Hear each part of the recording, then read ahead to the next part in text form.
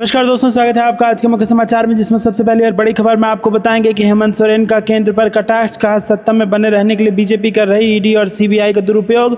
खबर में आगे जिक्र होगा कि मणिपुर में भड़के हिंसा को लेकर खड़गे का पीएम मोदी पर निशाना, बोले आपकी डबल इंजन सरकार में ना तो मणिपुर एक है न सेफ है। खबर में आगे जिक्र होगा कि महाराष्ट्र के लोगों को बटेंगे तो कटेंगे जैसे नारों से भड़काया नहीं जा सकता, राजभवन ने महायुति को घेरा। इसी के साथ आगे जिक्र होगा कि हम बाला साहेब ठाकरे के विचारों के साथ लड़ रहे चुनाव, राउत ने बीजेपी पर बोला हमला। और इसी के साथ आगे जिक्र होगा कि अमित शाह और राहुल गांधी ने चुनाव आचार संहिता का किया उल्लंघन, चुनाव आयोग का बीजेपी कांग्रेस अध्यक्ष को नोटिस। दोस्तों, हर एक खबर की गहराई में आपको ले जाएंगे, लेकिन उससे पहले आपसे निवेदन कि कृपया करके वीडियो कीजिए लाइक और चैनल को सब्सक्राइब करके बेल आइकन दबाकर कमेंट में लिखिए जय हिंद। रुक करते हैं सबसे पहली और बड़ी खबर की तरफ। हेमंत सोरेन का केंद्र सरकार पर कटाक्ष, कहा सत्ता में बने रहने के लिए बीजेपी कर रही है ईडी और सीबीआई का दुरुपयोग। जी हाँ दोस्तों, गिरिडीह विधानसभा में झारखंड के मुख्यमंत्री हेमंत सोरेन ने एक चुनावी जनसभा को संबोधित किया। इस जनसभा का आयोजन झारखंड मुक्ति मोर्चा के प्रत्याशी सुदिव्य कुमार सोनू के समर्थन में किया गया था। मुख्यमंत्री ने अपने भाषण में भारतीय जनता पार्टी पर जमकर निशाना साधा और उन्हें डर और दमन की राजनीति का उन पर आरोप लगाया। दोस्तों, हेमंत सोरेन ने कहा कि भाजपा सत्ता में बने रहने के लिए केंद्रीय एजेंसियों जैसे ईडी और सीबीआई का दुरुपयोग कर रही है।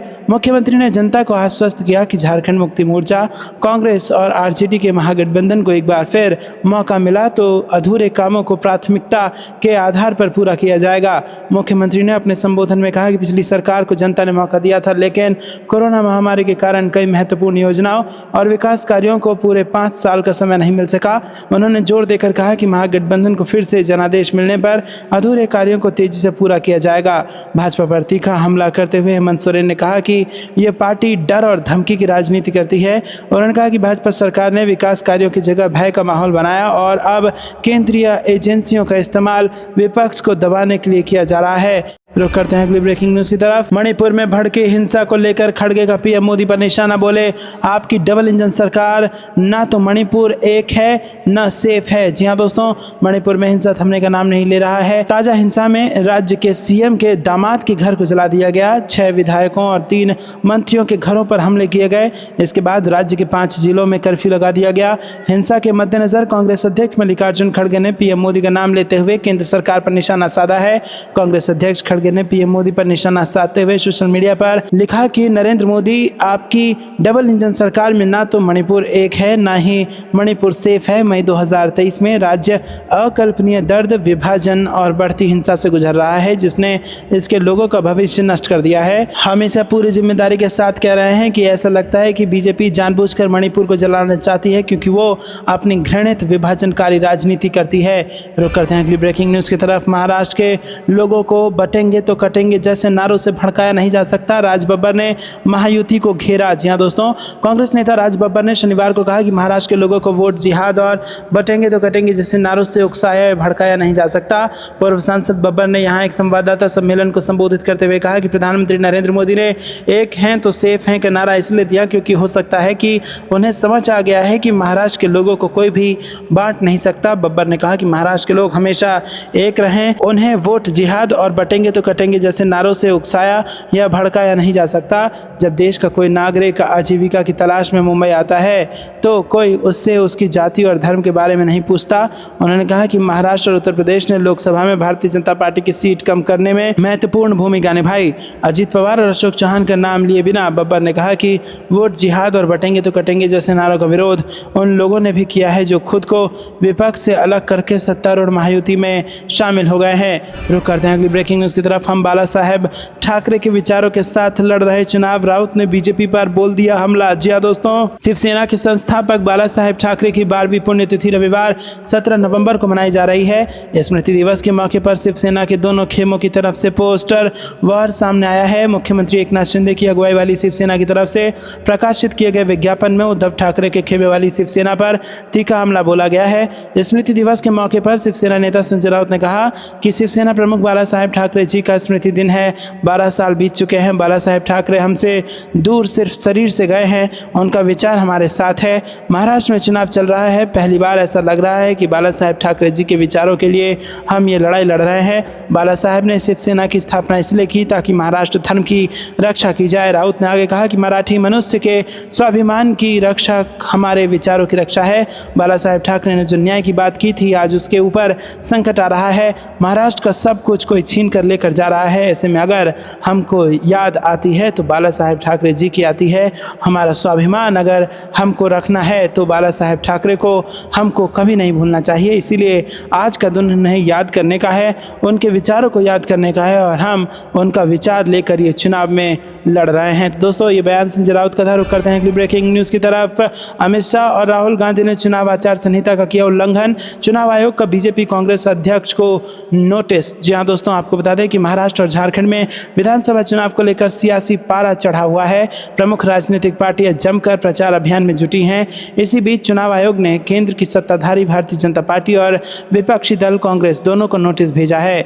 यह नोटिस चुनाव प्रचार के दौरान अमित शाह और राहुल गांधी के भाषणों को लेकर दिया गया है। दोनों नेताओं पर अपने भाषणों में आदर्श आचार संहिता के उल्लंघन का आरोप लगा है। आयोग ने नोटिस जारी करते हुए दोनों पार्टियों से सोमवार तक जवाब मांगा है। चुनाव आयोग ने अपने नोटिस में अमित शाह और राहुल गांधी का नाम नहीं लिया है, जैसा कि आमतौर पर होता है। हालांकि पार्टी को अपने स्टार प्रचारकों के लिए जिम्मेदार ठहराया गया है। बीजेपी ने राहुल गांधी के 6 नवंबर को मुंबई में दिए गए एक भाषण पर चुनाव आयोग में शिकायत दर्ज कराई थी। वहीं कांग्रेस ने अमित शाह के 12 नवंबर को धनबाद रैली में दिए गए भाषण पर आपत्ति जताई थी। रुक करते हैं ब्रेकिंग न्यूज़ की तरफ। बीजेपी आरएसएस के लिए संविधान एक कोरी किताब। राहुल गांधी बोले, मुझे बदनाम करने के लिए करोड़ों रुपए खर्च किए गए। जी हाँ दोस्तों, कांग्रेस नेता राहुल गांधी ने शनिवार को कहा कि उनकी पार्टी संविधान को देश का डीएनए मानती है, लेकिन सत्तारूढ़ भारतीय जनता पार्टी और राष्ट्रीय स्वयंसेवक संघ के लिए ये एक कोरी किताब है। पूर्वी महाराष्ट्र के अमरावती जिले में एक चुनावी रैली को संबोधित करते हुए राहुल गांधी ने कहा कि संविधान में ये कहीं भी नहीं लिखा है कि विधायकों की खरीद फरोख्त के जरिए राज्यों में सरकारें गिराई जा सकती हैं, जैसा कि महाराष्ट्र में किया गया। रुक करते हैं ब्रेकिंग न्यूज़ की तरफ। रमेश चेन्नीथला बोले, महाविकास अघाड़ी को मिलेगा स्पष्ट बहुमत, दल बदलों की नहीं पड़ेगी जरूरत। जी हाँ दोस्तों, कांग्रेस के महाराष्ट्र प्रभारी रमेश चेन्नीथला ने रविवार को कहा कि महाविकास अघाड़ी को अपनी ताकत से चुनावों में स्पष्ट बहुमत मिलेगा और इस जीत के लिए किसी भी दूसरे पक्ष से दल बदल करने की जरूरत नहीं पड़ेगी। चेन्नीथला ने यह भी दावा किया कि सत्तारूढ़ महायुति में आंतरिक मतभेद हैं और भाजपा अपने सहयोगियों को खत्म करने की कोशिश में जुटी है। एकजुट है कांग्रेस, शिवसेना, यूवीटी और राकांपा शरद पवार गठबंधन। चेन्नीथला ने यह भी दावा किया। रुक करते हैं ब्रेकिंग न्यूज़ की तरफ। दिल्ली में सियासी हलचल। बीजेपी से 2 बार विधायक रहे अनिल झा ने थामा आम आदमी पार्टी का दामन। जी हाँ दोस्तों, दिल्ली में रविवार को 2 बड़ी सियासी घटनाक्रम देखने को मिले। पहले दिल्ली में पर्यटन मंत्री कैलाश गहलोत ने आम आदमी पार्टी से इस्तीफा दे दिया और केजरीवाल पर गंभीर आरोप लगाए। इसके बाद बीजेपी नेता और किराड़ी से 2 बार विधायक रहे अनिल झा ने आम आदमी पार्टी का दामन थाम लिया। केजरीवाल ने अनिल झा को पूर्वांचल का सबसे बड़ा नेता बताते हुए उनका पार्टी में स्वागत किया और बीजेपी पर गंभीर आरोप लगाए। आम आदमी पार्टी का दामन थामने के बाद अनिल झा ने कहा कि पूर्वांचल के लिए अगर किसी व्यक्ति ने काम किया है तो वो अरविंद केजरीवाल हैं। 10 साल में अरविंद केजरीवाल ने पीने का पानी हर घर तक पहुँचाया। पूर्वांचल के लिए शानदार काम अरविंद केजरीवाल ने किया। बता दें कि अनिल झा भाजपा के 2 बार के विधायक रहे हैं। 2008 और 13 में किराड़ी से उन्होंने विधानसभा का चुनाव जीता है। रुक करते हैं अगली ब्रेकिंग न्यूज़ की तरफ। अमरावती में बीजेपी नेता नवनीत राणा पर हमला, रैली में फेंकी गई कुर्सियां। जी हाँ दोस्तों, महाराष्ट्र के अमरावती जिले में एक जनसभा में पहुंची भारतीय जनता पार्टी के नेता एवं पूर्व सांसद नवनीत राणा और उनके समर्थकों पर कथित तौर पर लोगों ने हमला कर दिया। इस संबंध में एक अधिकारी ने बताया कि पुलिस ने शनिवार रात खल्लार गांव में हुई इस घटना के सिलसिले में 45 लोगों के खिलाफ एफआईआर दर्ज की है। मामले में 3 को हिरासत में लिया गया है। बीजेपी नेता की रैली में कुर्सियां फेंकी गई और धमकी भरे नारे लगाए गए। दोस्तों, उपद्रवियों ने राणा की सभा में बाधा डाली, कुर्सियां तोड़ी और तनाव पैदा किया। पुलिस ने राणा की शिकायत के आधार पर मामला दर्ज किया और घटना की जांच पुलिस कर रही है। रुक करते हैं अगली ब्रेकिंग न्यूज़ की तरफ। महाराष्ट्र में ना तो बहन और ना ही बेटियां सेफ हैं। गढ़चिरौली में प्रियंका गांधी का पीएम मोदी पर हमला। जी हां दोस्तों, कांग्रेस महासचिव प्रियंका गांधी ने रविवार को गढ़चिरौली महाराष्ट्र में जनसभा को संबोधित करते हुए प्रधानमंत्री मोदी के एक हैं तो सेफ हैं के नारे पर जमकर हमला बोला। प्रियंका गांधी ने कहा, एक अडानी और उसकी तिजोरी ही मोदी के राज में सेफ है, बाकी ना तो किसानों की फसल सेफ है, ना ही नौकरियां सेफ है, ना बहन बेटियां सेफ है, ना आदिवासियों की जमीन सेफ है, ना ही महाराष्ट्र के लोगों के उद्योग धंधे सेफ हैं। बता दें कि विधानसभा चुनाव के प्रचार के लिए अब आखिरी एक दिन बचे हैं। विधानसभा चुनाव के लिए बुधवार को मतदान होगा। वोट की गिनती शनिवार 23 नवंबर को होगी।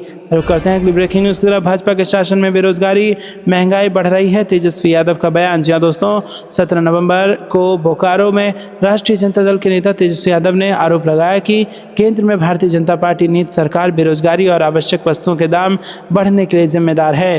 तेजस्वी ने बोकारो में एक चुनावी रैली को संबोधित करते हुए कहा कि केंद्र में भाजपा नीति सरकार की गलत नीतियों के कारण देश में बेरोजगारी और महंगाई बढ़ रही है। भाजपा आवश्यक वस्तुओं की कीमतों में वृद्धि को रोकने और रोजगार के अवसर बढ़ाने में नाकाम रही है। आरजेडी नेता ने आरोप लगाया कि केंद्र में सत्तारूढ़ पार्टी राज्यों में गैर भाजपा सरकारों को सत्ता से बाहर करने के लिए प्रवर्तन निदेशालय, केंद्रीय अन्वेषण ब्यूरो और आयकर विभाग जैसे केंद्रीय एजेंसियों का दुरुपयोग कर रही है। उन्होंने कहा कि भाजपा झारखंड के मुख्यमंत्री हेमंत सोरेन और बिहार के पूर्व मुख्यमंत्री लालू यादव को उन्होंने जेल भेजा और मुझे भी जेल भेजने की कोशिश की। हम जेल जाने के नाम से डरने वाले नहीं हैं। तो दोस्तों, आपको ये कुछ लगता है कमेंट में जरूर बताइए। वीडियो को लाइक नहीं किया तो लाइक जरूर कीजिए।